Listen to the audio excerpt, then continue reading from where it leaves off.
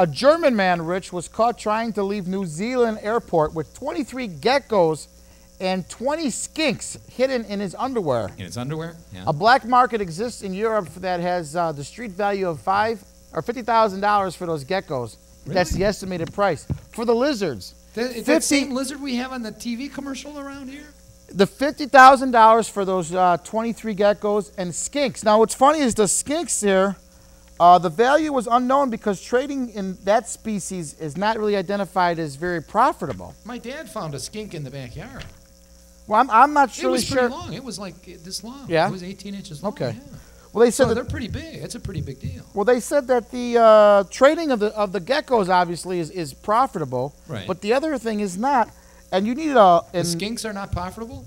In New Zealand, you need a license for a skink. You know, you're licensing. They're to licensing skinks. take them. Yeah. They're licensing skinks in New Zealand. Skinks and geckos. Yeah. So that's a wild thing. What we got here is we got the man who was caught. Skinks and geckos now? Skinks and geckos in his underwear. Now, this is obviously, was this before or after the underwear bandit that from Christmas Eve? I'm not sure. With the guy who lit his underpants on the airplane. Yeah. So let's find out exactly what the fascination with putting things in your underwear is from the guy. Let's welcome to the broadcast. Come on over here. We get some applause for the guy, Rich. There you go. Hey. Hello. Come on in. There you go. Welcome to the broadcast. It's a pleasure to be here. Yes. You're the guy who put the skink in his underpants? I put lots of skinks in my underpants. Oh. What is the fascination with this? It says here that you had a package that contained 8 separate compartments with various geckos and skink species. Yes, it was a utility belt of skinks. In your underwear? In my underwear. Fascinating. A small package containing the reptiles was found in his underwear. The prosecutor says, I mean, this is the guy, the real guy with the... Yeah, what tipped you off to the people that you had lizards in your underwear? Well, I started to dance because they tickled me, and then he said, "What's wrong with you? Do you have geckos in your pants, or are you happy to see me?" And I said both. Is that what they're saying now?